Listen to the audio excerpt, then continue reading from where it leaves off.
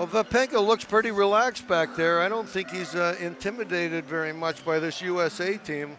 He's used to getting a lot of shots, as Cash hasn't got many shots since he's been here in Vancouver. And Paul Rosen didn't even play today and hardly got any shots yesterday. But goalies like Vapenka, I guess, are used to getting 20, 30 shots a game, which sharpens their skills. Swedish goaltender Ulf Nilsson had a strong game yesterday, but against Norway, not so much today. As if you've just arrived in the arena and maybe just strapped on your puck radio or listening on the internet and watching on the internet, maybe you hadn't heard yet, but Team Canada absolutely ran over Sweden. 10-1 the final score. Right off the face-off, the shot by Taylor Lipset, who scored twice yesterday in the win over Korea. Couldn't score here. He was stopped by Vapenka. Vapenka's nickname is Vapno. I like that. Vapno. Sounds like a superhero. Yeah. He's going to have to be super today. One would think. And an injured player, Berger, at least to some extent. He's holding his right hip and lost his stick in the process. Taylor Lipset must have had a guilty conscience maybe. He brought the stick back. Well, these guys can be pretty good actors also. Roderick, we were also receiving a message about the most ever goals scored in one game, and who were those teams involved in that game? Do you have an answer maybe on this? On the Paralympic level, 4 years ago in Torino, there were two 12-0 games, and unfortunately Italy was on the wrong end of both of those. Canada winning in one and Norway winning in the other. And then at the World Championships last year, it was Canada beating Germany 12-1. So I guess that would be 13. That's all we've been able to come up with in our research. So 604-404-PUCK, and maybe also for the people who are texting us, maybe write us where you are listening us from. Are you here in UBC Thunderbird Arena? Maybe in what section? Or if you're watching maybe on the website ParalympicSport.tv, where are you in the world? So we're looking forward to receive all this. The ice has certainly been tilted in favor of the U.S. so far in the first period, but they have not been able to get one by Mikhail Vapenka. Is that why my water keeps pouring onto one side of the table? That must be it. Andy Yohe, the captain of Team USA, scored the World Championship winning goal for his country last year in the gold medal game against Norway. He's back on the blue line wearing number 9 for the U.S. USA basically will throw 3 forward lines at you, all very effective. They do have their best players, but they seem to even vary game to game. Taylor Chase, though, is always among them. Yohe trying to get to the puck. He won't, but Alexei Salamone will get back for it. Salamone, the 22-year-old whose home is Grand Island, New York these days, but was born in the Ukraine, not far from the Chernobyl nuclear plant. And in fact, that is what caused the amputation of his legs. Alexei, a very fast skater, very quick, very mobile. He always reminds me of Joe Howard out there. If you look at them, they both have the same sled. They're about the same size, and they play the same style. They move laterally very well, left and right on their sleds. I just like to see more north-south speed from Alexei. He has it. I like to see him use it more. Here's Joe Howard, the veteran, but this is going to be an offside call. He made a move right at the blue line, and it doesn't matter what kind of hockey you're playing. You can't make the move at the line or you'll fool your own teammates, and he did there. Well, the USA seems to me that they're ready to play, and they're not relaxed enough to wait for the play to come to them. They're trying to force the play, and you go offside when you do that. You just got to take your time, make the play that's there, look for the holes. Another offside against the U.S., this time Adam Page was offside as Andy Yohe carried the puck in at 9:02 to go, first period. No score, USA and the Czech Republic, second game of the tournament for both teams. They have to decide what their style of game here is going to be. Are they going to dump it in? If they're going to dump it in, the wingers and the other players can just time it and go hard. Or are they going to carry it in? It seems that they're not all on the same page right here. This time the U.S. chases it in. It is knocked to the line by the Czech Republic. And David Palat out to center. His pass was intended for Mikhail Geyer, but didn't get through. U.S. now shooting it in. Penalty coming. It'll be against the Czech Republic. The U.S. trying to get an extra attacker, but he couldn't get into play. And we'll watch the referee's signals. This is a boarding penalty against the Czech Republic. By the way, the referee in today's game is from Canada, Paul Matt. The linesmen are Eric Dagenet from Canada and Kai Gunnar Thorger Andresen from Norway. Good thing they don't put the referees' names on their back. Exactly, down their sleeve. Up their other sleeve. Well, we were very impressed by Canada's power play earlier today. We'll see if the USA can throw it around as effectively as Canada did. Head coach of Team USA is former NHLer Ray Maluta. Pride of Rochester, New York these days, but grew up as a Manitoban and as a former Flin Flon Bomber. Here's a steal for the Czechs and maybe a break for the Czechs shorthanded. Racing ahead is Hobble. He'll get a shot, but he just didn't have an angle. He couldn't catch up to it. The pass was just a little too far for Zdeněk Hobble, who scored the Czechs' only goal yesterday. Here's a chance for the U.S. Andy Yohe's attempt was blocked. And the loose puck is gobbled up by Hobble. He'll send it down the ice just as he's hit by Salamone. Taylor Chase, the defenseman, the 23-year-old from New Hampshire. Now it's Salamone. He's got Howard with him. Makes a move. Don't know if he intended that, but it was pretty slick. Yohe is after it now. Into the corner for Howard. Passes out front. Salamone, left-hand shot, blocked. Rebound, they jam away in front. Chase couldn't knock it past Vapenka. This is still scoreless.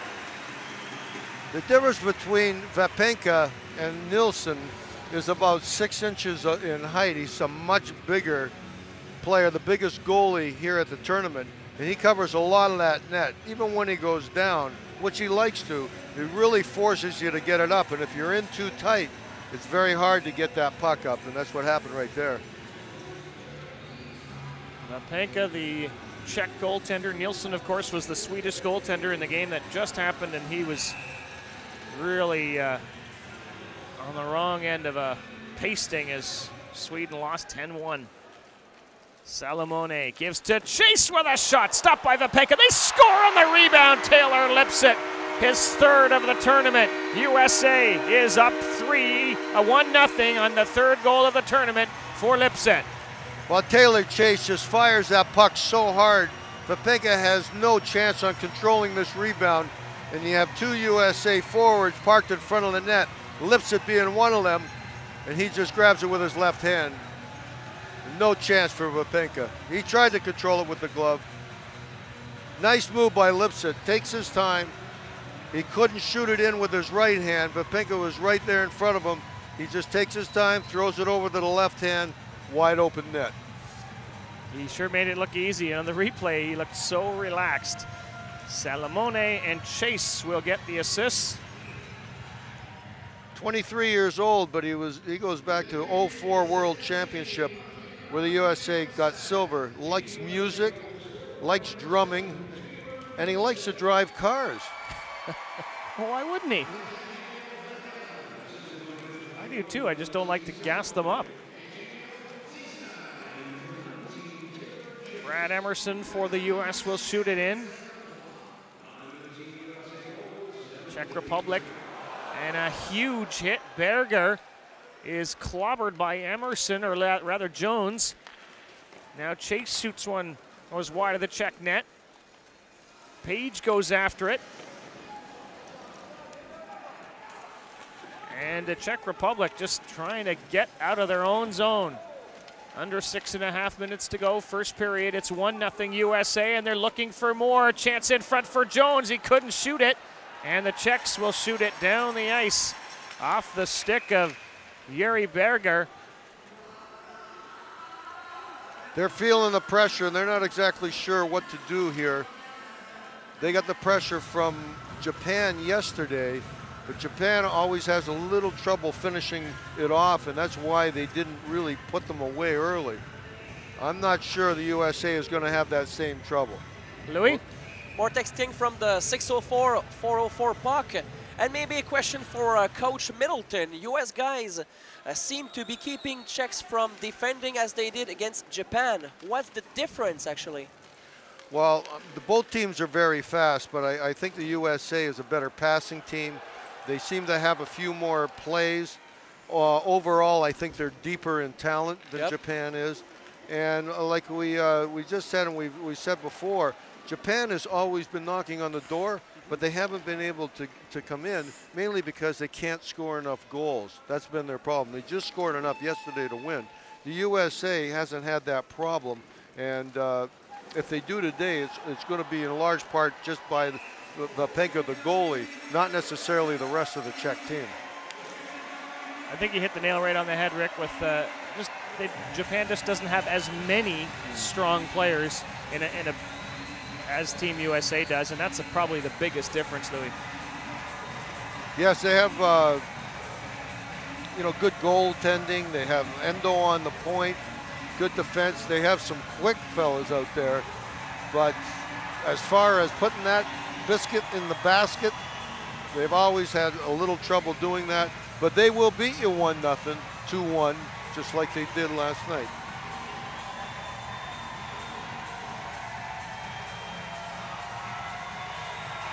Fans are rocking and rolling at the UBC Thunderbird Arena. Czech Republic down by a goal, 5:34 to go, first period. And looks like we're just about set to resume play. Joe Howard will take the face-off for the U.S. and win the face-off. Salamone will steer it in behind the net for Yohe. He will let it slide through, and the Americans are going to get organized and work it out to center. Salamone had to go too far. Kubish knocks it ahead for Klima. Fired wide of the U.S. net on what seemed like a harmless play. David Palat has his forward progress halted in a hurry. Geyer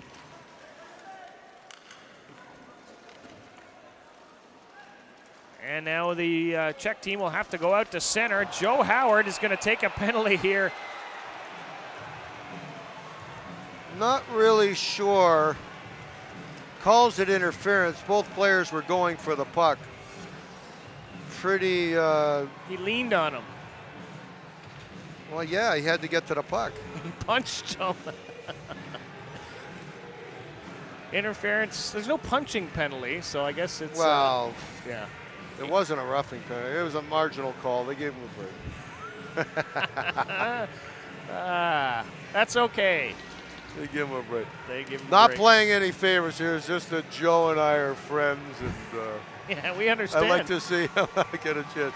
I was going to make the comment when Joe was taking the face-off that I moved him from center to wing in 02, mainly because he had broke his pinky finger, his small finger, during our training camps, and had a hard time taking the face-offs. And I like him at wing because he can hide out there. They don't notice him. At center, they see him too much. That's what I find in my career about television and radio. In television, they see me too much, and it just doesn't work out. You got the face for radio? That's what they told me. An offside call at the USA blue line. 4:45 to go, first period. 1-0 U.S. leading. The goal by Taylor Lipset, his third of the tournament. Lipset, by the way, is a 23-year-old from Texas. That hockey hotbed. They certainly have their stars, pun intended. Hobble leaves it there. Czech Republic trying to make something happen, but quickly knocked down the ice by Nico Lenderos. This is where the Czech Republic has to make things happen. 5-on-5, they really can't keep up with the USA's speed. But if they're going to do anything, they got to keep the score down and take advantage of any power plays they get. Taylor Chase is hit hard against the boards by Kubesh. That's not going to bother him any. Under 4 minutes to play now, first period. It's still a power play for the Czech Republic, but we're waiting to see much develop. Kvotch able to knock it ahead. And now Hobble with a nice cross-ice feed. That left-handed shot was never there, and a huge collision was, and maybe an injury to the Czech player. And that was Berger again. Jerry Berger, who was just rocked. Leveled. It looked like a fair check, except he came a long way across the ice to dish it out. Berger trying to get the shot off on a nice pass across. That's what you call paying the price for your team. Nico Lenderos with a nice hit. I guess it could have been called charging. I don't have a problem with that hit. But it was straight on. He didn't come off the ice with his sled. He didn't lunge at him. He just hit him square on. One of the things in this sport, Rick, that they've done with the rules in terms of the sleds is that no one's sled is allowed to be more than 20 centimeters off of the ice, and so you shouldn't have too much discrepancy, other than the fact that maybe players are just simply taller, or they're taller in their upper body.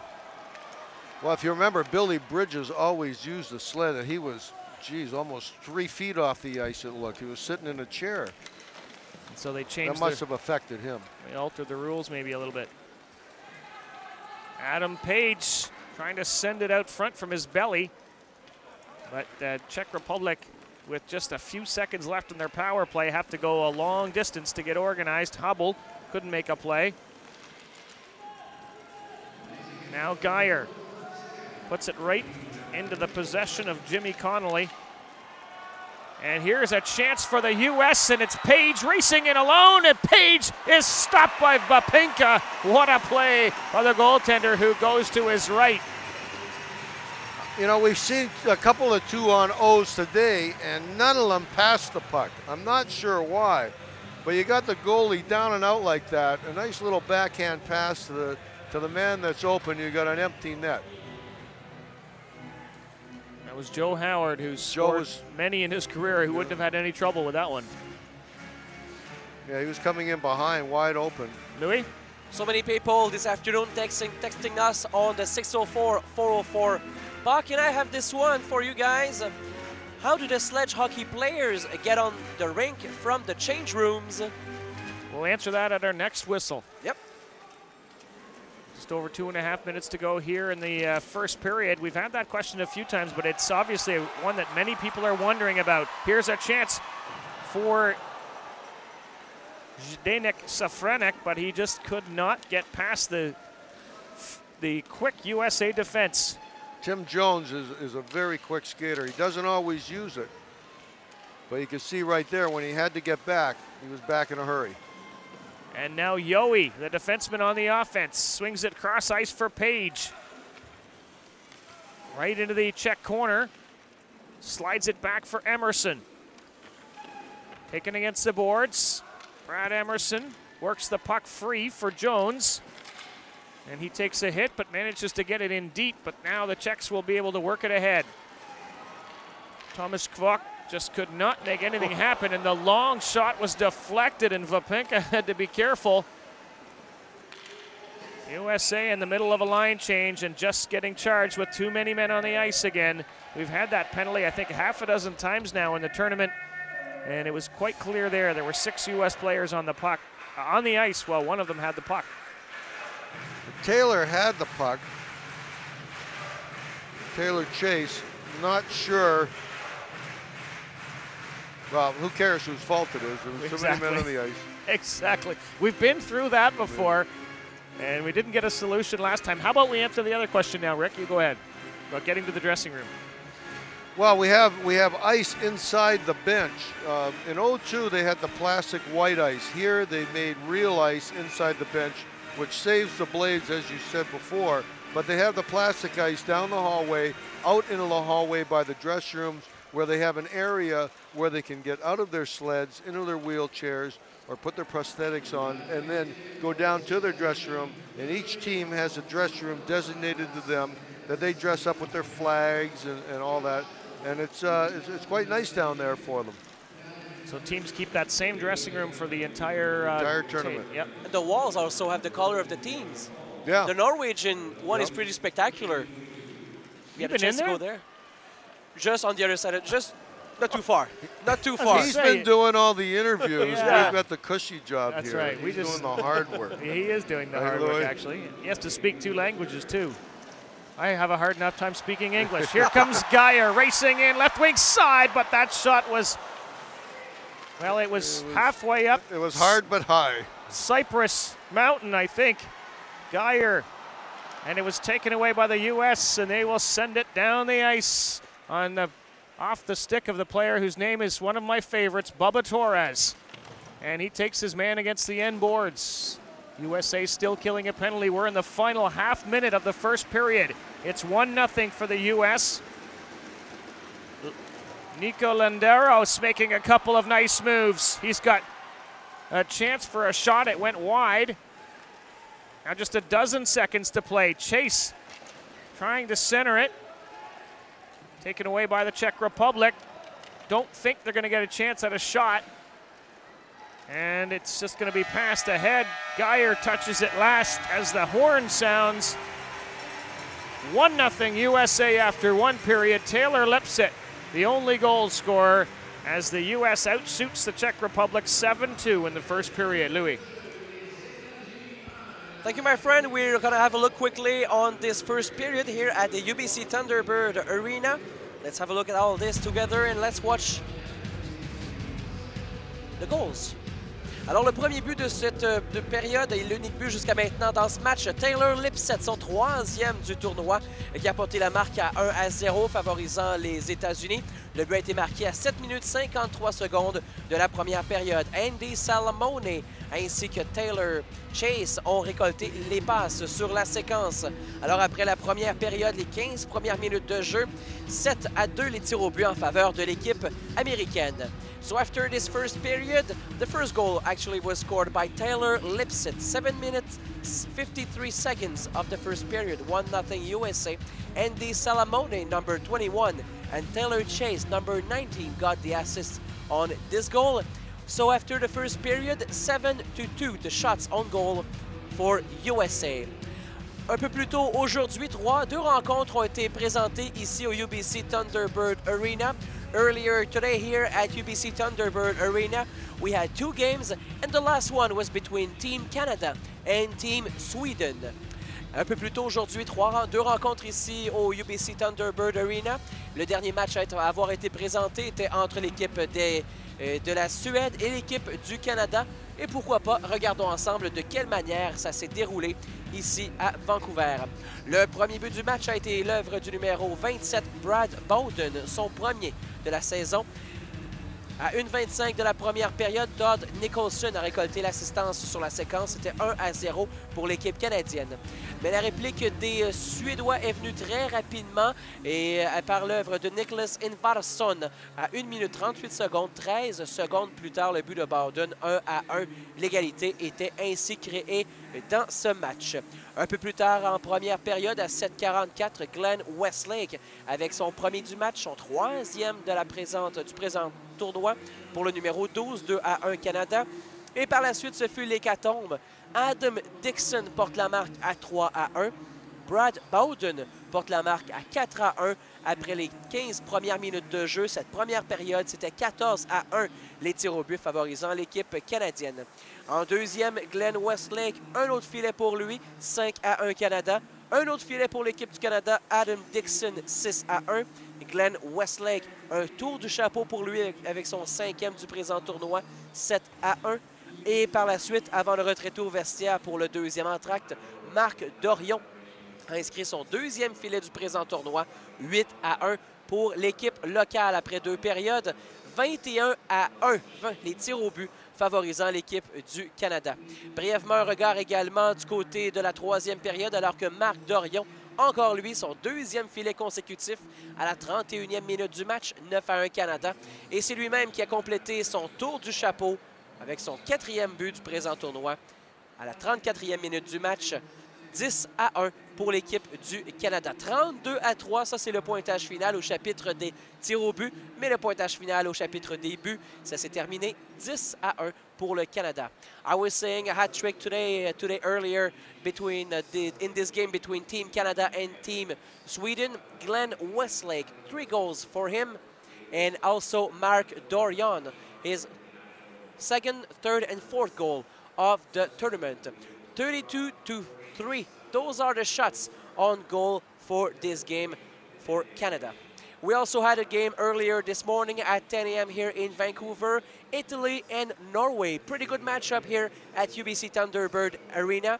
And the first goal of the game was scored by Italy, Werner Winkler, with his first goal of the present tournament. Florian Panker also got the assist on this one. It was 1-0 Italy after the first period.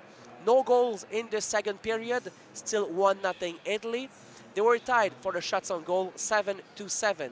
Let's have a look now at the third period as Norway finally tied the game 1-1.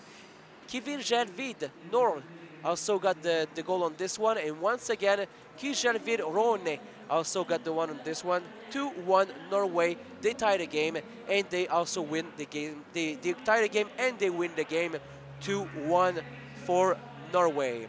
Well, we will also have another game here a little bit later tonight here at UBC Thunderbird Arena as the Asian matchup between Japan and Korea will come here on the ice. Nous aurons également un autre match un peu plus tard présenté ici même au UBC Thunderbird Arena.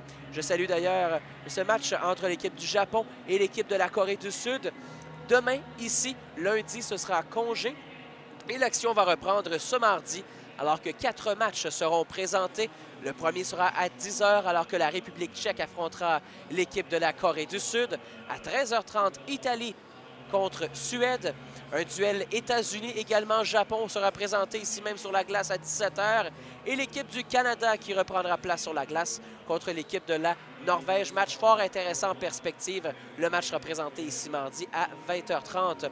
4 more games to come also on Tuesday. Tomorrow, Monday, it will be off here at UBC Thunderbird Arena. Most teams will practice here on the ice to get ready for their 3rd game of the tournament.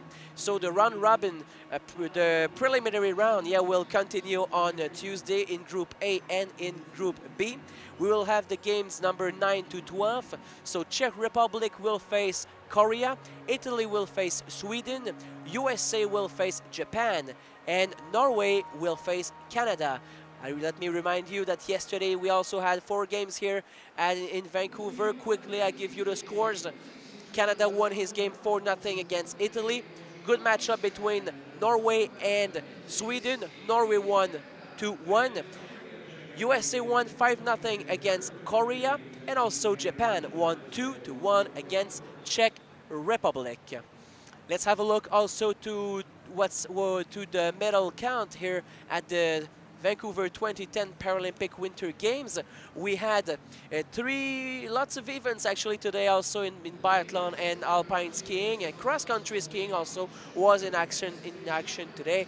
And on this day 3 of the 2010 Paralympic Winter Games in Vancouver, the Russian Federation is first, leading with 10 medals, 4 golds, 4 silvers, and 2 bronzes.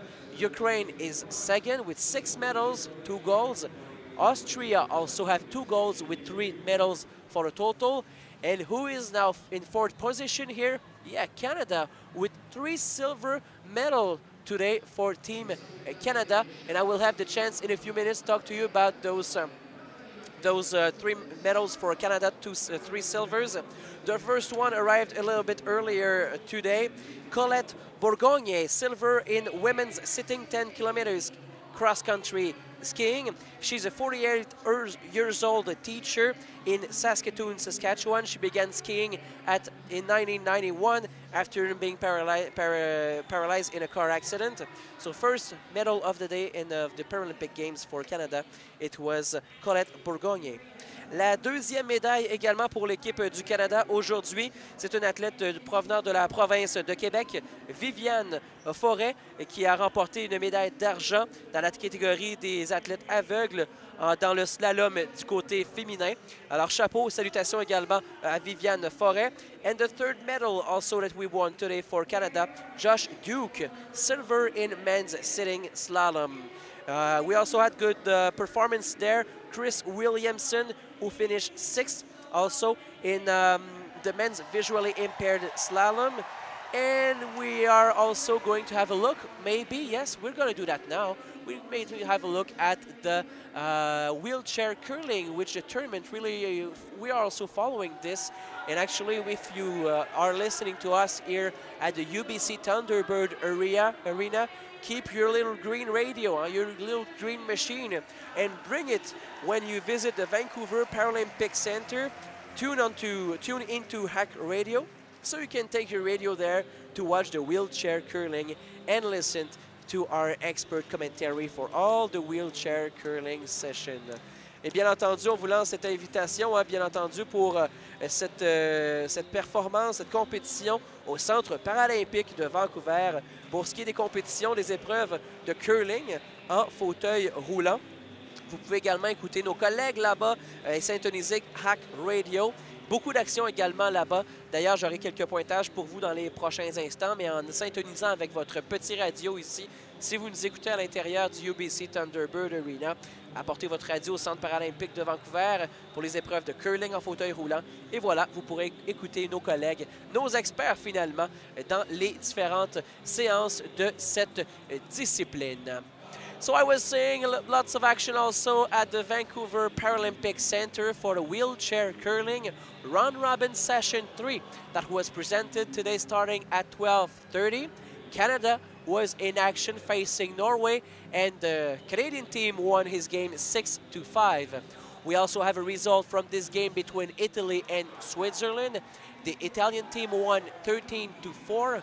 USA also won 6-5 over Germany, and South Korea won 7-5 over Team Japan. Il y avait bien entendu beaucoup d'actions également aujourd'hui du côté du Centre paralympique de Vancouver. Les épreuves en fauteuil roulant, la phase préliminaire, la troisième session aujourd'hui qui était présentée à 12h30. L'équipe du Canada qui était en action, qui l'a emporté par la marque de 6-5 contre ses rivaux de la Norvège. L'Italie qui l'emportait 13-4 contre l'équipe de la Suisse. Nos voisins américains, ils l'ont emporté 6-5 contre l'équipe allemande. Et la Corée du Sud qui l'a emporté 7-5 contre l'équipe du Japon. Also, more to come at the Vancouver Paralympic Center at 6 p.m. a little bit later today. There will have 3 games also there. The matchups will be between Switzerland and Great Britain, Japan and Germany, and Sweden will be facing Italy. So once again, we invite you to text your questions to our panel here, our expert panel. Rob Snook and Rick Middleton are with me. My name is Louis Simon Lapointe, talking to you live in this UBC Thunderbird Arena. And we are waiting for your questions. If you want to know anything about sledge hockey, this tournament also, maybe you have a question for my friend Rick Middleton, why not? So you can text all this to this number, really easy, 604-404-PUCK, 604-404-PUCK. It's 7825. Bien entendu, les activités ici vont reprendre dans les prochains instants. Et d'ici là, on vous invite à nous envoyer vos questions, à nous texter vos questions via votre téléphone cellulaire, la messagerie texte. Donc, si vous avez des questions concernant le hockey sur luge, nos experts sont présents, bien entendu, pour répondre à vos questions. C'est très simple, 604-404-PUCK, 404 POC. Et c'est une invitation qu'on vous lance, bien entendu, durant toute cette période des Jeux paralympiques ici de 2010 à Vancouver. Nous sommes ensemble, bien entendu, jusqu'au 20 mars prochain pour la présentation de ce tournoi de hockey luge ici au UBC Thunderbird Arena. As I was saying, of course, we are going to do live all the games here in UBC Thunderbird Arena. I want also to say a big hello to the people who are watching this USA Czech Republic game all around the world on the ParalympicSport.tv. Hello to everyone there. I know there's lots of people also watching, and they are texting me also from New Jersey. I was actually receiving some emails and some texts from Colorado here. Here we go. There's Justin from Colorado. So lots of people there from all across the United States also are following their team. So after the 15 first minutes here in UBC Thunderbird Arena, USA 1, Czech Republic 0. The two teams are back on the ice actually in a few seconds. Czech Republic wearing red, USA wearing white, and wearing blue right here on our press box, Rick and Rob. Here we go with them. If you keep using that joke, you're going to be black and blue, mister. Just don't call us Smurfs. Well, I've got the same thing, you know. We are getting set for the second period. The only goal of the first scored by Taylor Lipset, his third of the tournament. Alexei Salamone and Taylor Chase assisting. And Louis, you mentioned that we had someone texting from Colorado, and I wonder if he's a fan of Nico Landeros, the 20-year-old from Colorado. He's a big member of the USA team. He just wrote me, hi, watching from in Denver, Colorado. My name is Justin, and I coach with Colorado Sled Hockey there. So go USA, and hello to Coach Middleton. Well, I say hello too, and I remember Colorado has a great sled hockey program out there. They hold a tournament every New Year's Eve. I think they're still doing it on New Year's Eve out there. Haven't been able to make it myself, but they send their team to a lot of tournaments, and they help develop players like Nikki. And we're underway, second period action, and the referee got one right off the shin pad, but we're just happy to know that he's wearing one because that can sting. Referee Paul Matt, the linesman Eric Degenet, and Kai Gunnar Thorger Andresen. Team Czech Republic begins the second period with a power play, but that has now ended. And out of the penalty box comes Josh Pauls. Icing call against Czech Republic. We'll see if the USA can get into a rhythm this period. I just had the feeling last period they were jumping at the play. They weren't really in sync with each other. They were going offside quite a bit. You had three players going after the puck at once. They didn't seem relaxed, but you know that can be expected. All these games, there's only a few of them. They're all so very important. It's not like playing an 80-game season where you lose a game once in a while. It's not the worst thing in the world. No, it's pretty vital here to stay on top, that's for sure. Just over half a minute gone by here in the second period. USA trying to keep it in, and they do momentarily. On the second effort, Czech Republic able to send it to center ice. They'll have to chase back in their own zone again. Zdeněk Klima. Zdeněk Habel now around the boards for Mikael Geyer. Is able to just chip the puck to center ice where it's taken over by Emerson. Leaves it there for Jimmy Connolly. Trying to get across center, but had his path blocked. And Andy Yohe, the USA captain, will collect it. He led the team in ice time in the first period, 9 minutes and 45 seconds. Pushes it ahead for Jones. His long shot goes wide, chasing after Emerson, excuse me. And a chance for Jones all alone in front. No one covering. He got a shot, but there was a couple of bodies in front blocking it. The pass was a little soft and a little slow, which gave them an opportunity to block that shot. Connolly with a blast, blocked by Vapenka. They've got 8 fans in behind Mikhail Vapenka trying to start the wave, so give them some help. Rick, come on, get off your seat. Here comes Lenderos. And offside, Joe Howard comes out of the bench, and because of the way the benches are designed, he's immediately offside. Well, that's not the first time we've seen an offside because of those benches. And I don't know, if you stayed in the bench and waited until they come over the line. It's an old trick that I've seen in lacrosse many times, indoor box lacrosse, where a team will literally be shorthanded just for a few seconds, right. And they'll keep a guy hidden in there, and all of a sudden he'll come. Oh, then bounce out. Yeah, he'll come running out as soon as his team gets possession. Of course, if they don't get possession, then they're hooped. Right. Taylor Chase. He'll get it to the Czech line. Couldn't get into the zone. Now he'll shoot it in. Vapenka steers it aside. Mikhail Vapenka must be the only goaltender in the history of hockey who wears number 6. I certainly don't remember it before.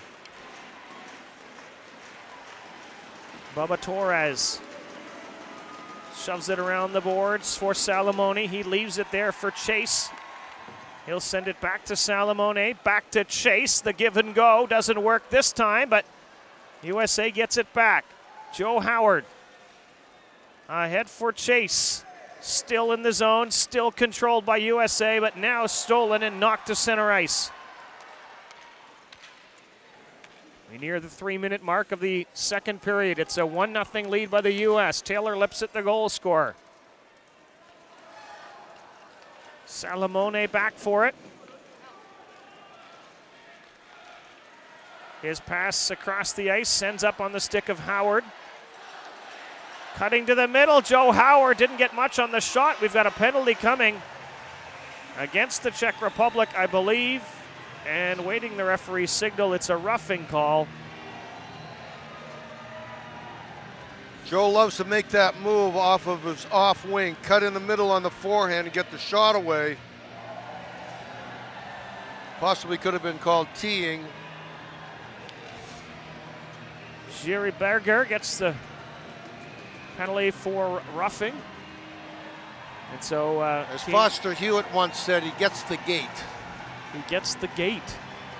You ever hear that one? Yes, I did, but I had a friend who told me he never likes to hear me say that on the radio. I don't know why, but really? I don't say it anymore. Okay, I'll say it. But you can say it.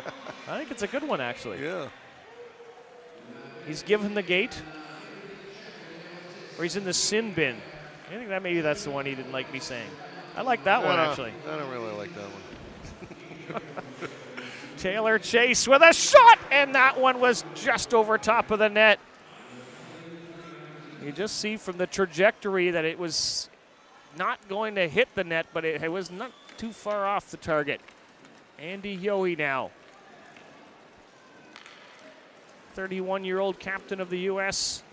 for Chase. 23-year-old alternate captain, Lipsett. Howard trying to catch up to it. Throws it across the ice, and a good steal, and another penalty coming. This will be an offensive zone penalty against the U.S. as it's touched by goaltender Cash. And that is an interference penalty. Usually that's what they are in the offensive zone. I don't think we saw the penalty on the replay we're looking at. Well, Vapenka sold that very well. He just bumped him around the foot area, and Vapenka went over. Pretty good job of selling that penalty. Louis? Yeah, there's Bill here who just wrote me a really interesting question. It's the first time I read this one since the beginning of the games. Let's find it. I just received another one. Are the players able to do slap shots, or they only do wrist shot? Is it possible for them actually to do slap shots? Yeah, it certainly is. We just haven't seen it very often. Well, they call it a slap shot or a snap shot. They don't necessarily keep the puck on the stick and wrist it. They will bring their arm back a couple of feet and then snap it. So you could call that a slap shot or a snap shot. Okay, from Bill. I would say that Bill Bridges, actually, Billy Bridges on Team Canada might have the best slap shot. Oh. He's one of few who you'll see actually take kind of a more, well, what you might call a sledge hockey slap shot. I haven't seen him take it very often, though, in this tournament, have you, Rick? No. He's been dishing off whenever he's had a chance. Andy Yohe for Team USA. His pass across the ice. Emerson pushes it ahead. Page follows up for USA. Defending, though, for the Czechs. Thomas Kvok does a nice job. Emerson. U.S. looking for another one. There they go, and a shot on net saved by Vapenka. And now to center ice, Berger. But he had to go south when he wanted to go north, and that didn't work very well. Connolly back to pick it up for USA, makes a nice turn with it, and a cut, gives it to Yohe. And broken up, and Geyer up ahead for Berger. Will he shoot? He couldn't pull the trigger. And Connolly gains control, and USA just trying to clear it. Page, Connolly. And Page, Yohe as well to receive the pass. And an offside call. Boy, oh boy, that was so close. Emerson doesn't agree. I don't think the U.S. bench agrees, but there was no negotiation on this one. The linesman has it called. Well, you can't say much that the USA could improve upon, but certainly too many offsides cost them a couple good rushes and possibly a couple good scoring chances. That was a good save by Vapenka, just off his shoulder. Not that he, well, he was that just he there. moved, No, yeah. He moved, but he didn't. Get that body in front of it. Yep. So far, Mikhail Vapenka has kept his team in it. Vapno.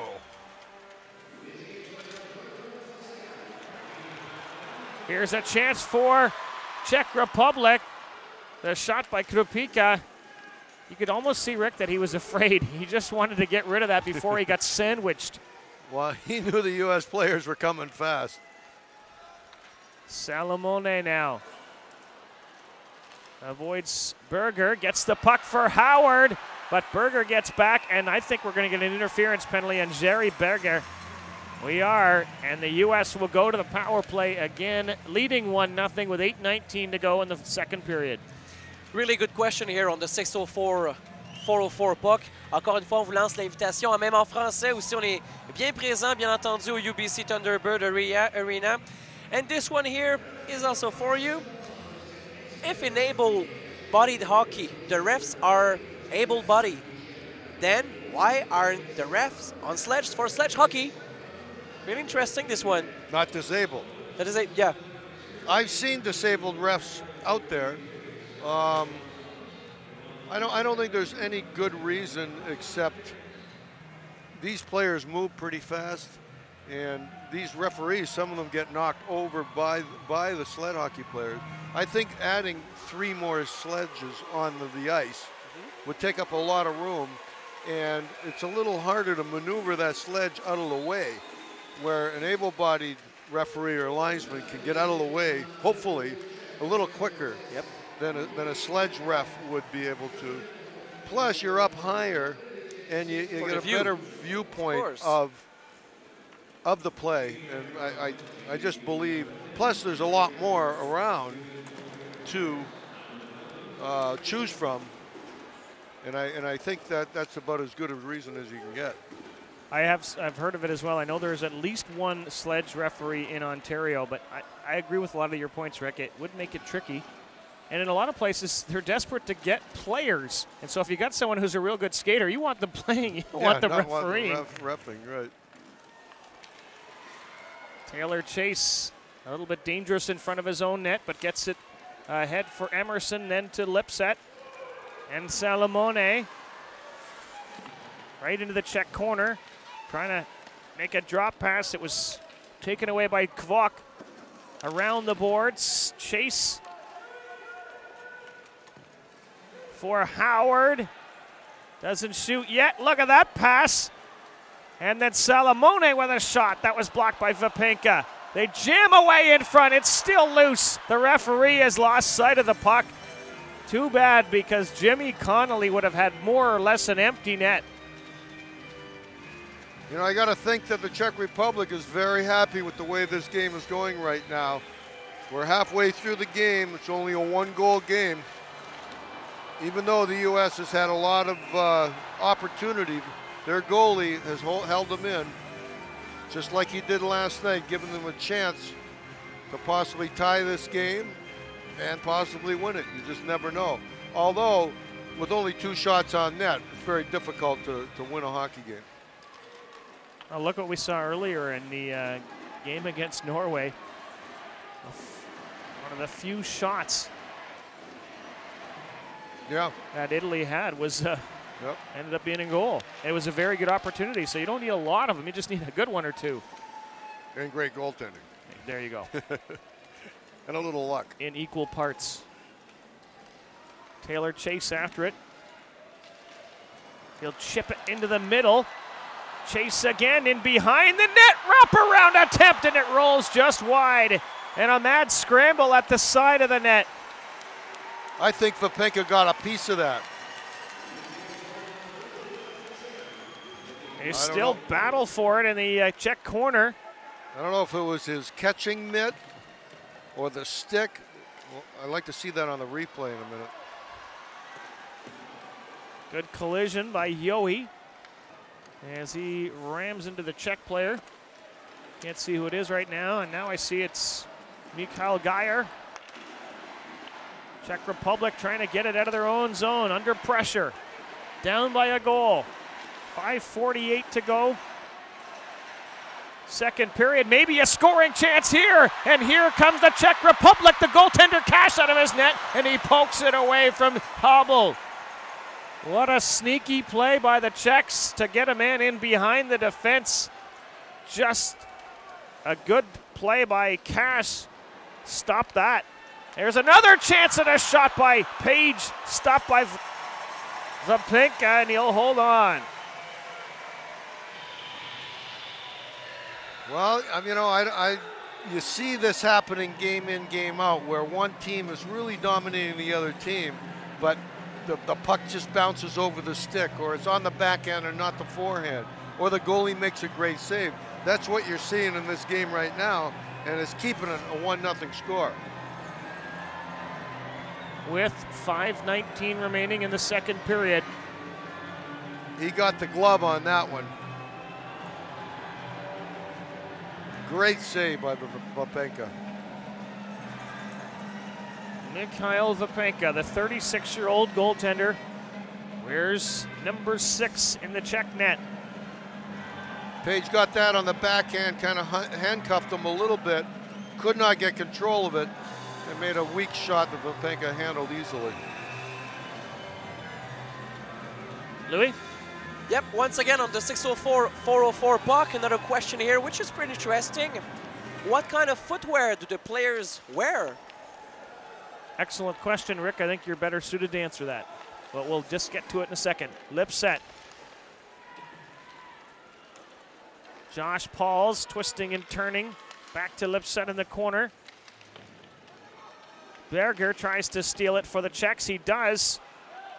Safranek has it go past him, but past the U.S. defense as well, and down the ice. Yohe with a little bit of a speed wobble. There's a shot on Steve Cash. He calmly makes the save with 2 Czech players bearing down.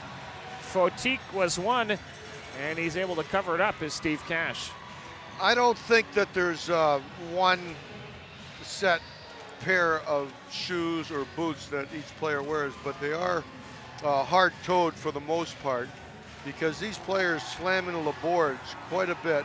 Yep. As I was saying yesterday, one of the injuries that they suffer very often, should they have their legs and their feet, is they can break an ankle or a toe or something very easily. So it's very important that they have their feet covered and they have their feet strapped in very firmly, so when they do go into the boards, they don't bend. And it's valuable to have those good, strong shoes protecting the feet. I believe, Rick, they have instituted a rule where they have to have like a stiff boot on to protect the feet.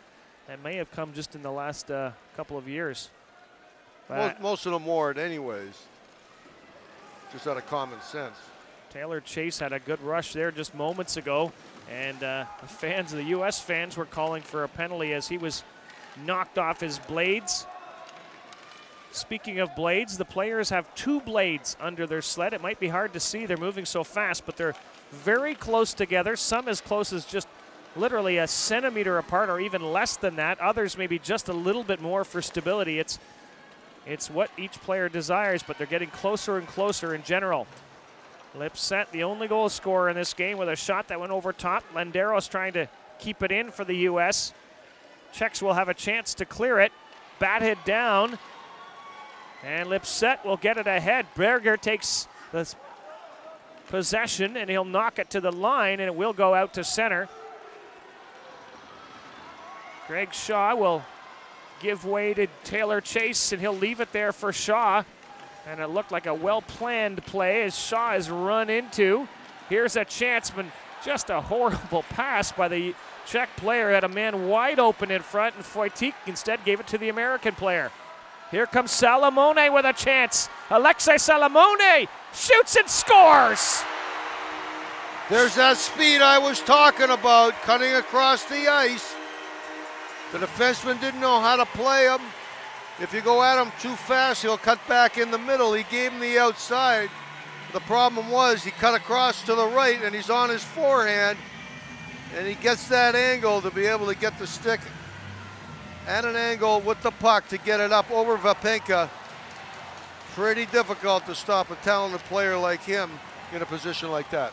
And it all started, Rick, by a poor pass in the offensive zone when you actually had a scoring chance developing one way.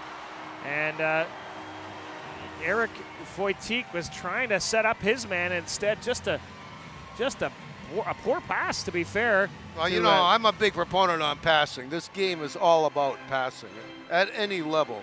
The team that passes the best is usually the team that wins in any zone.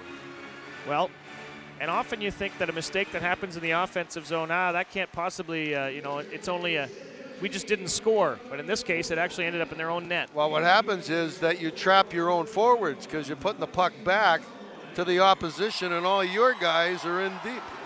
Here's an offensive chance for the Czech Republic. Geyer racing in, and he's stopped by Steve Cash as Mikhail Geyer. Showing good speed. He sure was. His club team is the Sharks, and he was looking like a shark out there as he was racing in on the left wing. And Steve Cash made a nice save. You just wonder why you don't see that type of speed on a more continual basis. That's the first time I've seen him really fly down the wing, come in and take the shot. Geyer tried to slap that one towards the net.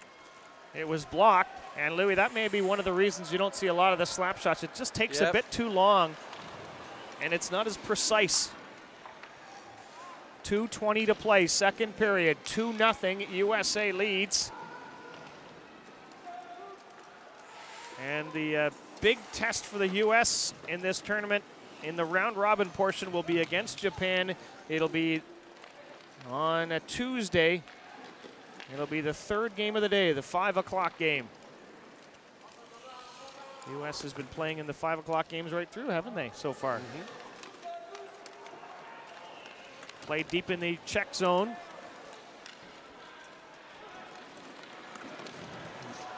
Jiří Raul. Have a rare shift for him as the Czech coach is trying to get more of their players involved. And Andy Yohe will go back to get it. Makes just a great play to spin away and sends it down the ice. Andy Yohe has one of the shorter sleds that you're going to see. The minimum length for a sledge is 80 centimeters, and his is probably 80.00, I think. Taylor Chase's is much longer, but boy, can he maneuver it. Number 19 for Team USA leaves the puck there for Emerson. His pass finds Bubba Torres. He's got two with him. Torres, Howard, tried to get it through. He knew Chase was there when he couldn't get it through. We're down to the final minute of this second period. The U.S. scored once in the first, once in the second. USA after it. Howard, Torres. Emerson now for USA. Cross to the middle, and there's a shot by Chase over top of the net. Boy, did he have a great chance to give his team a 3-goal lead. He's got it again, Taylor Chase. Takes his time, holds, and everyone clears out front. He fires the shot, stopped by Vapenka. That gets a hand from the crowd. Mikhail Vapenka keeps his team in it. Before this period ends, I really have to say hi to my girlfriend back home. I know she's watching it on the net. My girlfriend Liz, I told her I would say hi. She's a big fan of sled hockey. She knows I'm out here for a couple of weeks doing this, very supportive. Liz, I hope you're enjoying the game and all the games. And you know what, Rick? There's also some people, lots of people who are saying hello, of course, on the 604-404 puck, but there's someone called Victor who's saying hello. Vic from New York? From New York City, who wants to know something. Yeah, what does he want to know? Why? Why? He wants to know why. You know what? We're going to explain that in the second part of the next intermission. So good. Stay around. He wants to know why. I want to know why, too. And I just want to reassure Liz that we're taking good care of Rick, and he's been good so far. 2 periods are complete. Team USA leads 2-0 over the Czech Republic as they'll head to the dressing rooms. The Olympia ice cleaner heads onto the ice. And the goals for USA, Taylor Lipset and Alexei Salamone. The shots on goal, 15-4 for the US after 2 periods. Louis? Oui, alors merci beaucoup. Alors on regarde maintenant ce qui s'est passé dans ce match ici au UBC Thunderbird Arena. Now let's have a look back to this game here at the UBC Thunderbird Arena. We will have a look at this, all the Canadian medals also, and Rick also will be with me in a few moments here on our press box. Alors voilà, le premier but du match a été l'œuvre de Taylor Lipset, son 3e du présent tournoi, 1-0 Canada à 7:53 de la première période. Andy Salamone ainsi que Taylor Lipset ont également récolté les passes sur cette séquence. Quelques instants plus tard, bien, il fallut attendre pour le prochain filet la 2e période, alors que Alexei Salamone a inscrit son 2e point du match. Et c'était alors 2-0 pour l'équipe du Canada, 27-01. Ça, c'était le temps du but. Un but sans assistance, sans passe sur la séquence. Et dans cette dernière période, la 2e période, 8 contre 2, les tirs au but favorisant les États-Unis. 15-4 le total jusqu'à maintenant. Let me remind you also that we had 2 games earlier today here at the UBC Thunderbird Arena. Canada was playing Sweden earlier this afternoon, and Canada easily won 10-1 against Sweden. That's the final score. And let's talk about the final score also for the shots on goal. 32-3 for Canada. Marc Dorion, hat-trick for him, his 2nd, 3rd, and 4th goal of the tournament. And Glenn Westlake also his 3rd, 4th, and 5th goal of the tournament. Il y a bien entendu cet autre match un peu plus tôt aujourd'hui entre l'équipe du Canada et l'équipe de la Suède. Victoire canadienne par la marque de 10-1. 2 joueurs ont récolté des tours du chapeau dans cette rencontre-là. Marc Dorion, qui a d'ailleurs inscrit les 8e, 9e et 10e buts du match pour l'équipe canadienne. Pour lui, pour sa fiche personnelle, ça lui fait ses 2e, 3e et 4e filets depuis le début du présent tournoi. Donc, tour du chapeau pour Marc Dorion. Également, tour du chapeau aussi à la fiche de Glenn Westlake, ses 3e, 4e et 5e du tournoi. Au chapitre des tirs au but, le Canada a largement dominé 32-3. We also had another game earlier this morning at 10 a.m. here at UBC. The first goal of this Italy-Norwegian game was scored by Italy. Warner Winkler scored the first goal at 8:34 of the first period. 1-0 Italy after the first period. 1-0 Italy after the second period. No goal in the second period. So we had to go in the 3rd period to see another goal from Norway this time. They tied the game from Kjell Vid Roine He got the tied goal 1-1, and the same player, number 13, also got the winning goal at the 43rd period, 43rd minute of this third period. So final score 2-1 Norway. And one more game is to come here at the UBC Thunderbird Arena after this USA Czech Republic game at 8:30 tonight here. Japan and Korea will face. Tomorrow, Monday, it's off here at the UBC Thunderbird Arena, so no games here for Monday. So we have to go through Tuesday to see our next game on the schedule. 4 more games also to come here in Vancouver. All teams will be playing their third game of the tournament. So we're gonna have matchups between Czech Republic and Korea in Group A, Italy and Sweden in Group B, USA and Japan in Group A, and also the last game of the day on Tuesday, 8:30 here at UBC, Norway facing Team Canada. And why not? Maybe we can have a look to all the questions we've been receiving in the last few minutes here. And we want to say a big hello, and we're pretty happy to have you here on the website, on the ParalympicsPort.tv. We're happy to see you here. And also there are lots of people also, I know you're there, and there are lots of you actually who are listening to us here at the UBC Thunderbird Arena, and hopefully you will be there also with us for the whole tournament, because all the games here will be broadcast on this Puck Radio. And let's have a short chat now with Rick Middleton. Absolutely, Louis. Rick, I was talking about this, first of all, I have to say that we have been receiving like so many text message in the last 2 periods. I won't probably be able to go through all this, but we'll try to do. I'll try to keep my answers short so we get we'll try to do as much as possible. Now you wanted to know about Vic.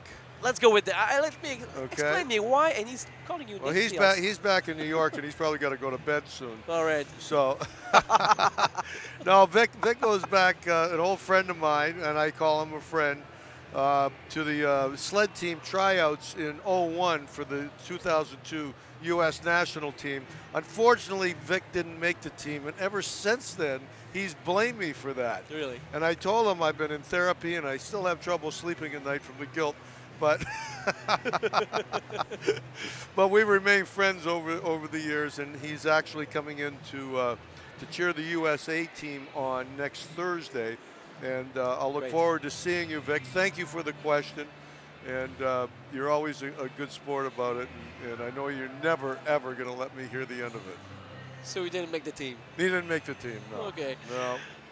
One more question here. Do any of the players in sledge hockey perform interesting rituals before the game to bring maybe the good luck?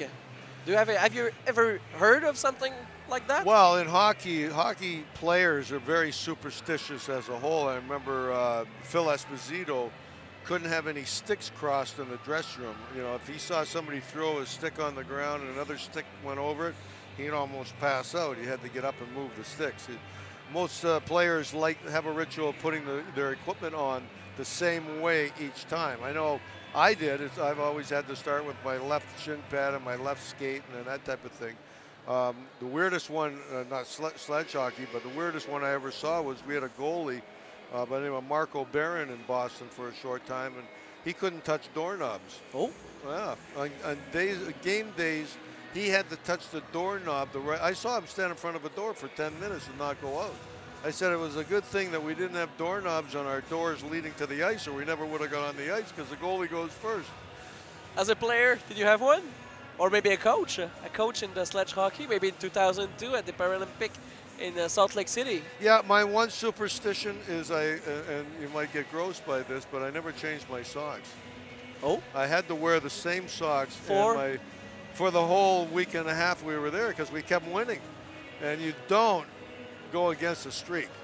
Some coaches, it's the tie for you, or the shirt, and for you it was the socks. Well, I wore the same shirt and socks, and my buddy's wife, my assistant coach's wife, came down to see it, and she called one day and says, she was doing his laundry, and she said, "Does Rick need anything washed?" I was going to wash his socks, and I, said, "Don't wash my socks.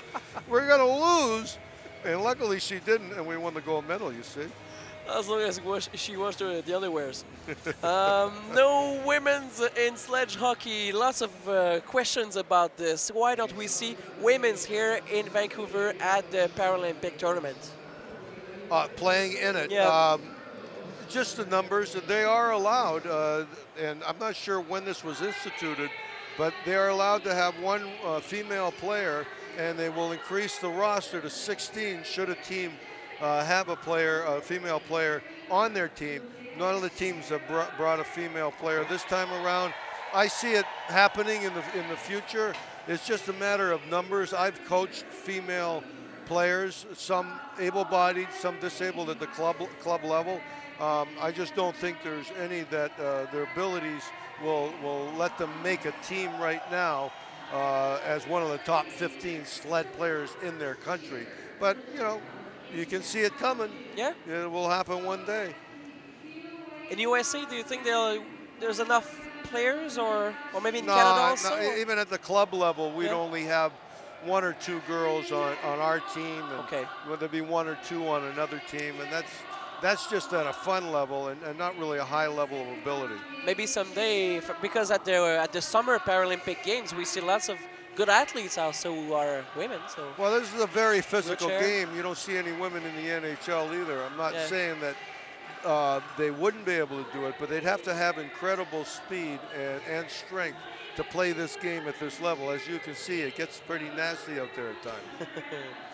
This is Dan from New York. Is there any player who uses one blade on their sled instead of 2? No, I think Rob told me that somebody tried it once, but it really didn't work out. Okay. Their blades, if you look at them, they are close together. They look like one blade, but one blade is possibly a little too thin, but they put 2 blades together. And so you have basically one blade, the width of 2 blades. Why don't we just say that? It almost looks like one blade. I was once again asked about the penalties, maybe 1 or 2 difference in the penalties in sledge hockey. Well, you're not allowed to run your sled sledge into another player, either broadside or, as we've seen a couple times here, straight on. They call it teeing or T-boning, and you get a 2-minute penalty for that. The other one is because they have these sharp razor-like picks on the ends of their sticks, they're not allowed to make contact with an opposing player at any time with that, as it can cause serious injury. And being a coach in 02, I saw many times players come off the ice bleeding, either by accident or on razor purpose. blades, huh? Yes. Is the goalie's sled the same as the other players? Sometimes it is, and sometimes it isn't. I've seen the very short sleds, especially on goalies that like to play with their legs crossed. If they play with, as most goalies do, with their legs straight out, the sleds are somewhat the same as the players. But if they sit with their legs crossed, obviously it's a much shorter sled, and a sledge. And I'm not sure which goalie it was today, but actually had a cover over his legs to protect it from the pucks being shot at it. In 02, our goalie Manny Guerra sat cross-legged, but he didn't have a cover over it to protect him, but he did wear the pads to protect him from that. So there's different size sledges, but they can use just a normal sledge also. Rick, thank you. I'll give you a little break. Okay. And during the break, can you please not dance like Rob here? Not dance like Rob? Yeah, he was dancing there. Oh, I didn't see him. Don't do that, please. Behind me. Yeah, don't was do he that. distracting you? No, don't do that. All right, we'll talk to you in a minute. Thank you. Alors voilà, c'était Rick Middleton rapidement dans cette émission de l'entracte ici d'après les 30 premières minutes de jeu dans ce match entre les États-Unis et la République tchèque. C'est 2-0 pour les voisins américains. Quickly, we have some results from the wheelchair curling event also happening today at the Vancouver Paralympic Center. We also have results there, so let's have a look at what happened today there. Round robin session 3 for a wheelchair curling. And Canada was also in action today on the ice, and Canada won his game against Norway 6-5. Italy won 13-4 against Team Switzerland. USA 6, Germany 5. Korea 7-1 over Japan, who got 5 points.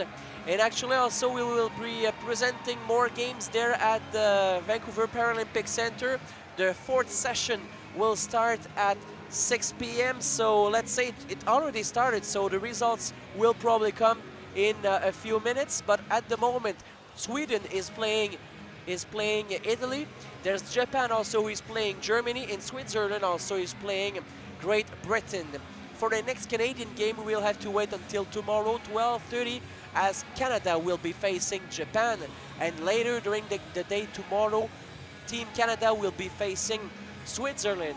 And for the people listening to Puck Radio here at the UBC Thunderbird Arena, we're always really happy to have you around here. If you go also at the Vancouver Paralympic Center the next few days, bring your radio, bring your Dream Machine with you. Tune into Hack Radio. So you take your radio there to watch the wheelchair curling and listen to our expert commentary for all the wheelchair curling session.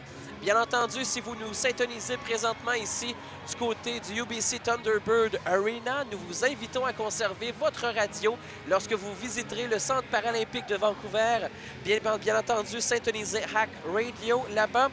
Donc, apportez tout ça aux épreuves de curling en fauteuil roulant et écoutez nos experts commenter toutes les séances de cette discipline. C'est une invitation également qu'on vous lance.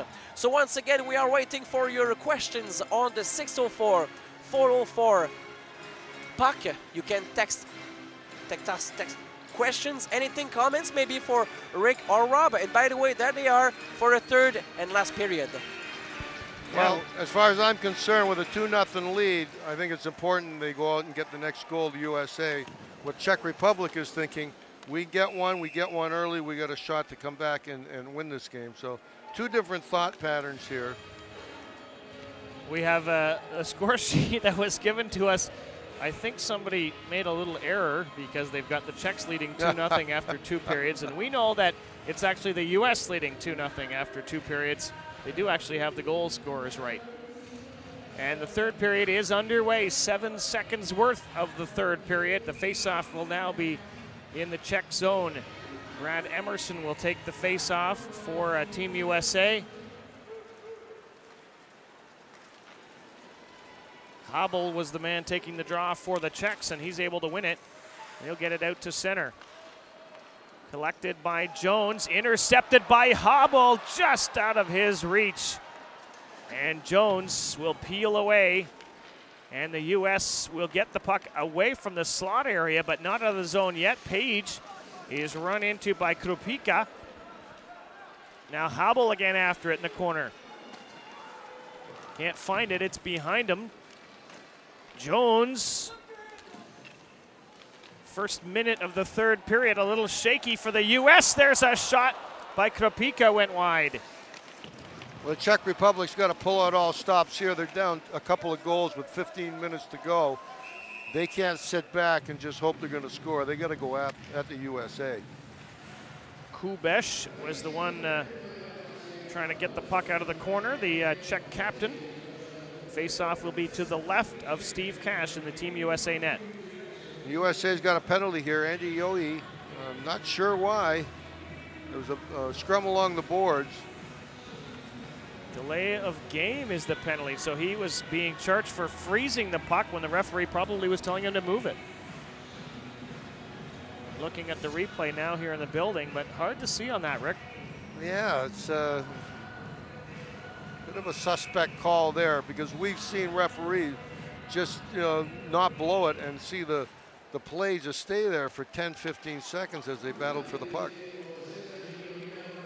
Czech Republic on the power play, but they can't keep it in at the blue line. Jerry Berger will go back to get it outside, and he'll shoot it back in again, but right onto the stick of USA and sent down the ice by Nico Landeros.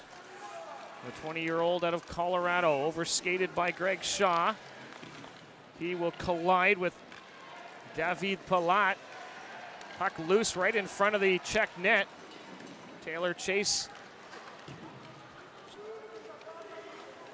is out on this penalty kill. Bubba Torres as well. Landeros and Shaw for Team USA.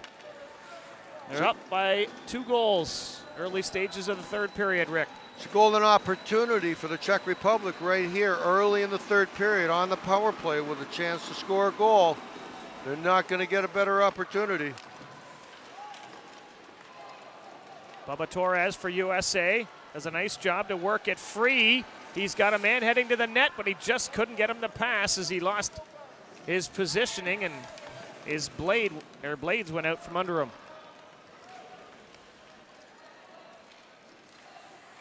Foytik with a pass for Geyer too far. Geyer and Chase collide. And Chase, the heavier of the two men, wins the battle, but Foytik gets the puck, gets a shot. Save made by Cash. Torres trying to clear it. He'll hide it under his sled momentarily. Reclaimed by the Czech Republic. 15 seconds left in the USA penalty. Foytik rammed off the puck and USA clearing it.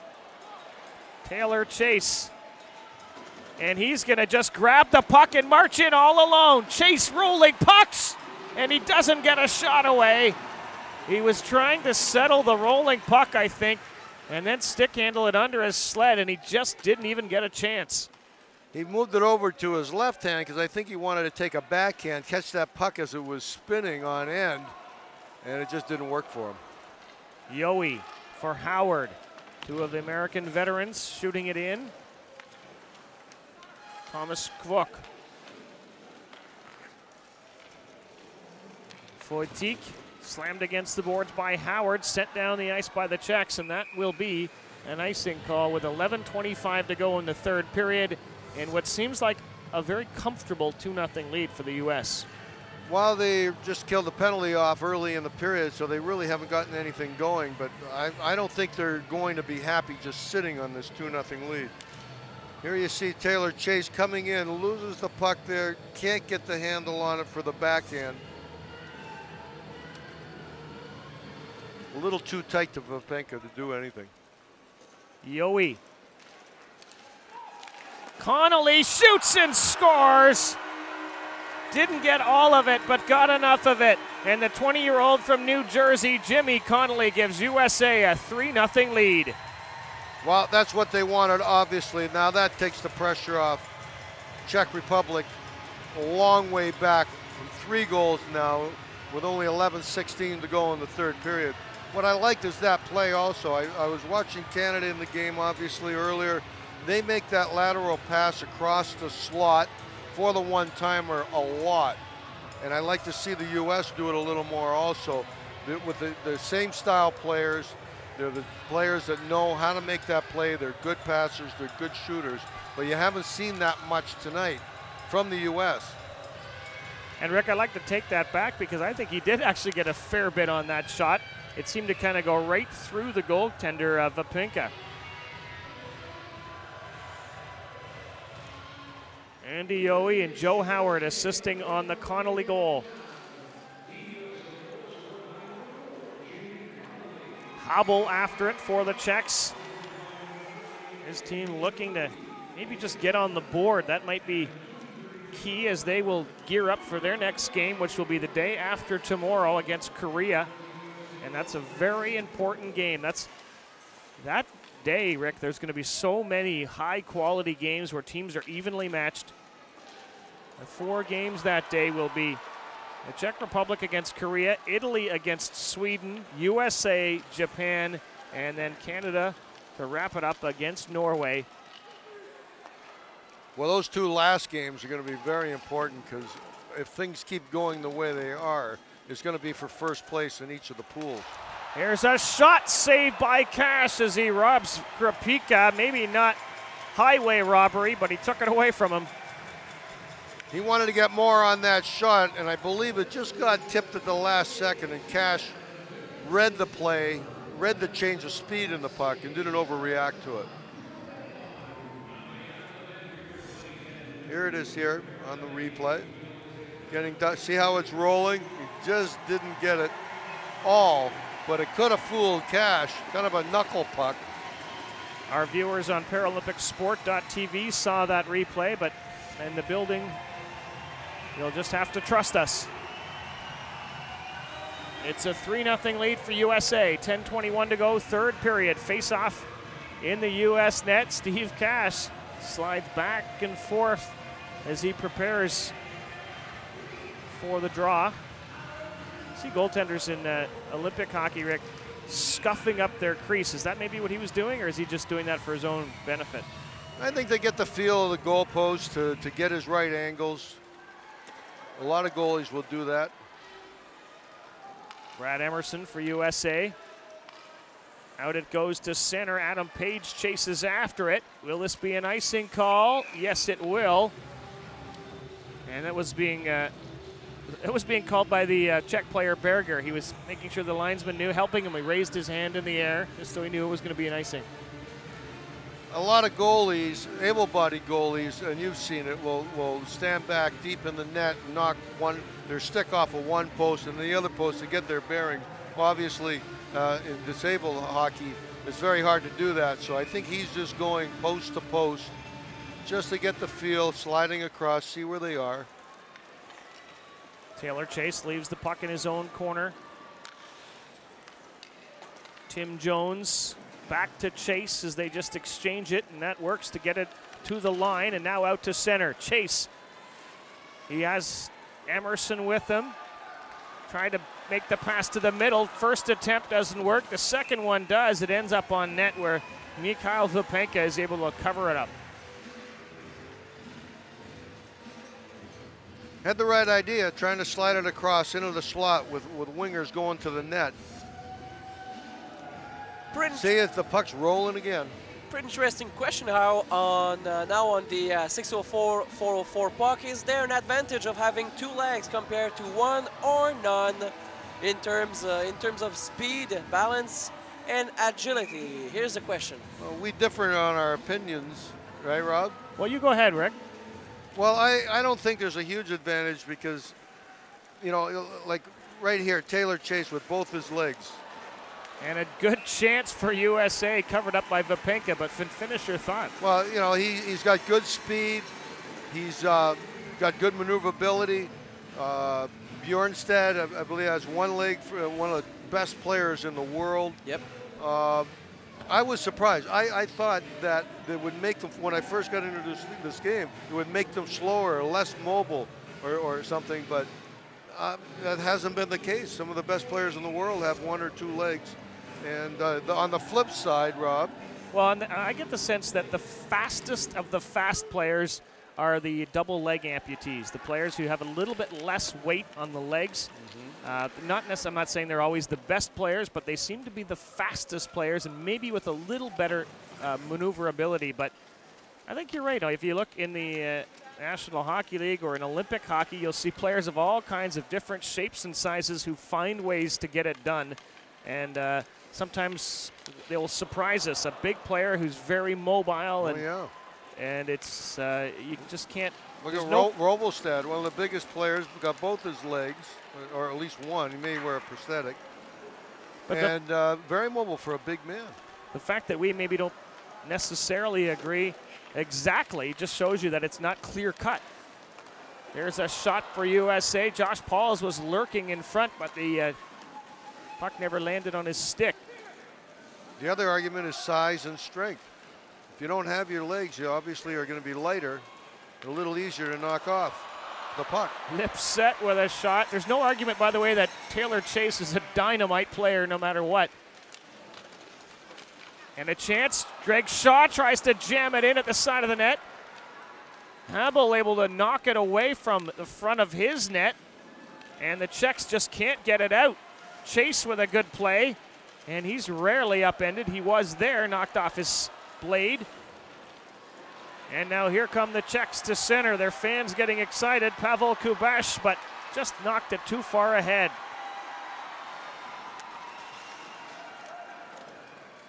Nico Landeros will go back for it for Team USA. The Czechs have trouble getting anything started in the USA end, mainly because they're sending one forechecker in. All the U.S. defensemen are doing is reversing the play, one defenseman to the other, and they're coming out pretty easily. Salamone up ahead for Joe Howard. He'll have to hustle to get it. He gets to it. makes a good play to defend himself against Geyer. Now Salamone with all kinds of speed. His pass, though, misses everybody. It'll go down the ice, but of course it won't be an icing because the U.S. team shot it. We're past the halfway mark of the third period. USA scored once in the first and twice here. Sorry, once in the second and once here in the third. And the fans like the collisions. A chance in front for Cash to make the save, and he does. And then Andy Yohe knocks it out of harm's way. Howard trying to get to it. Kvok was able to defend. For now, he's knocked down. This will be a penalty. Elbowing is the call against USA, I think. And Alexei Salamone will sit in the box.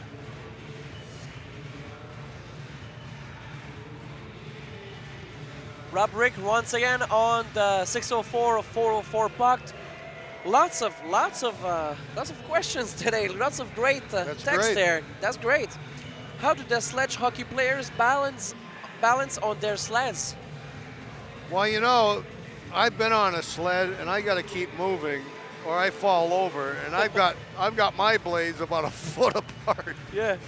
It's really marvelous. If you look at them, you can see they're almost one blade, and they're standing still. It's not like they're moving. It's like riding a bike. It's a lot easier to stay on a bike when you're moving. But these guys can balance while they're just standing there waiting for the puck to be dropped. And it just amazes me how much dexterity they have. Yeah. You've got to have balance. You've got to have core body strength as much as you possibly can. You know what? You simply, Louis, have to be an athlete. You have to be an athlete to play any sport, and you have to be an athlete to start with, and then you have to learn the sport, and these players have clearly done that. And the U.S. is arguably the best skating team in the world, and so the team in white that you're watching right now does it as well as anyone. And look at Bubba Torres as he just blows right past the Czech defender, who might have taken the best path to the puck, though. Pavel Kubaš, the captain of the Czech team, he doesn't know where it is. Habel, in fact, is going to get a hold of it. And with a 3-0 disadvantage, the Czech Republic just unable to manufacture anything in the way of offense. Jiří Berger absorbs a hit well from Torres. And now we'll just send it out to center, or at least the Czech Republic do. And here comes Geyer. He'll just dump it in. Kubaš will chase. Slenderos gets to it. Kubaš follows up for Czech Republic, walks out front. The pass way behind Geyer. Too bad, because that might have been a scoring chance. And instead, it's a takeaway by USA, and Taylor Chase just banks it off the boards and down. Habel looking for his second goal of the tournament. Geyer, Kropika, and blocked by Emerson. I wonder if Steve Cass would just say, let them shoot once in a while. I want some practice. Here comes Taylor Chase. He's got Salamone with him. Chase, Salamone over top of the net on the cross from Chase. They had the lane there. It was a perfect pass.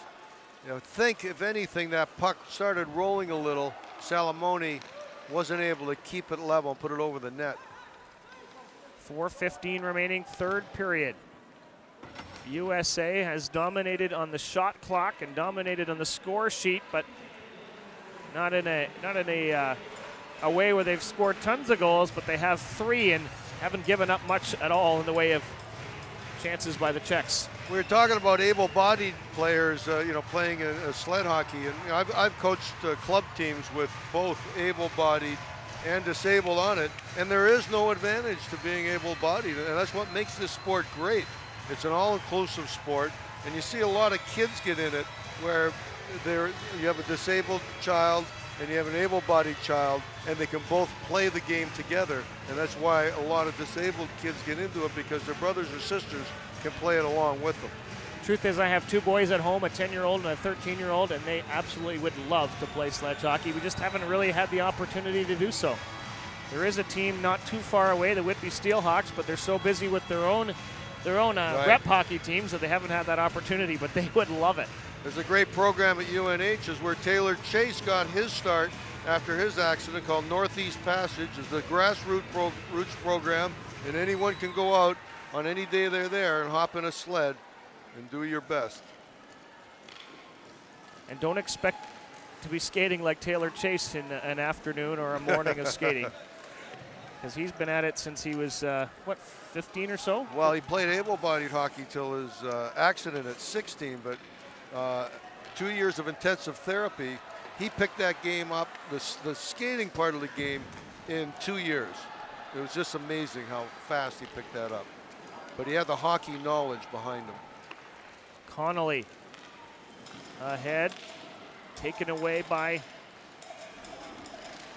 Czechs momentarily, but the U.S. gets it back. Adam Page pushes it cautiously to the boards. He'll send it to the middle for Jones. Knocked away by the Czech Republic, but lurking at center and grabbing the puck is Andy Yohe, and the USA captain will shoot it back in. Not sure, Rick, if everyone realizes, but players in sledge hockey do and must wear shin pads. So you're not allowed, if you have a shin, that is, you have to have that protected. Well, you want it protected, not only from the pucks, but from the picks on the end of the sticks, because those guys lean over each other all the time.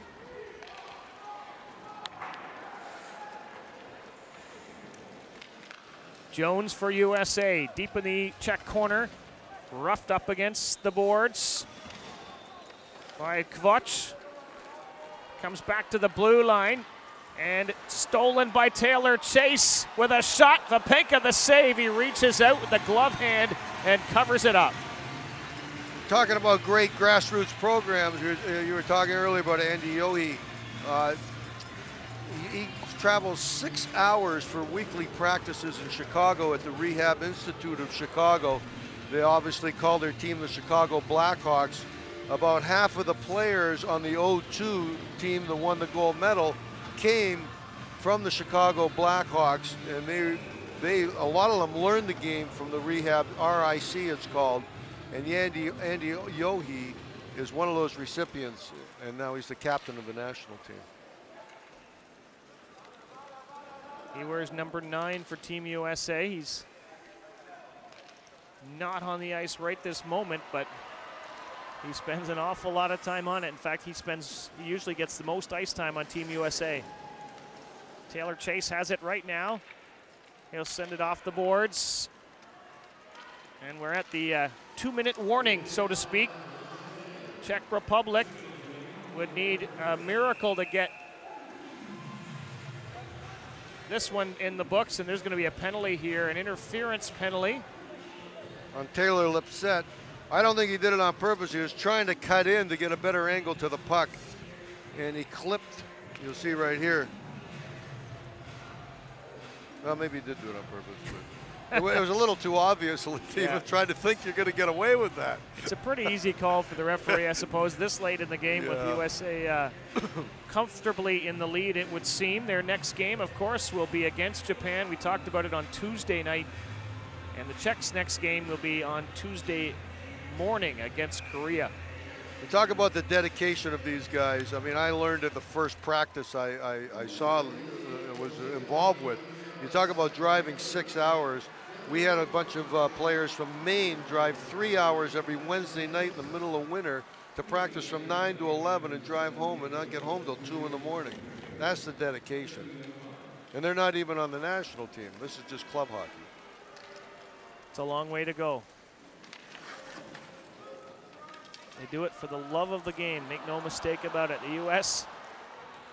gets the puck out of their own zone. We had a stick flying on the play as well.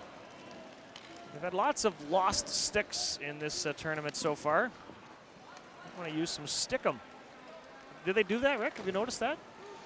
Not that I know of, because they have to slide their hands up and down. That's a good point. They don't use it too often. No. And that's why they lose them a lot, because they got to go up and down the shafts there to shoot, to skate. They do everything with their arms. It's amazing. Nico Lenderos. We're down to the final minute of the third period. USA goals, Lipset, Salamone, and Connolly, one in each period. And they really just made sure that they didn't give up anything really defensively while continuing to pressure the Czech Republic and score goals on a regular basis. Yeah, they didn't play blowout hockey. They just played a steady game, got the goals when they needed them, one per period. I think they were a little lucky the Czech Republic didn't have a better power play, or it might have been a different story. Czech Republic captain Kubash puts it across the USA line, but folks, that's pretty much going to do it.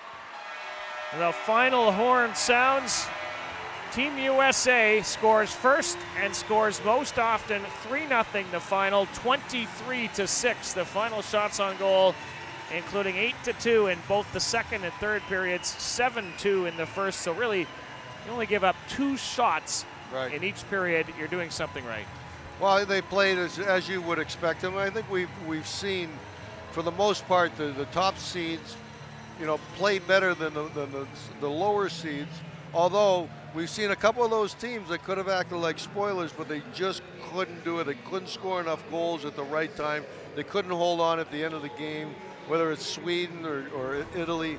And it's playing out that the top seeds are going to stay the top seeds. And we still got Tuesday in the round robin to see what happens. It's going to be very interesting.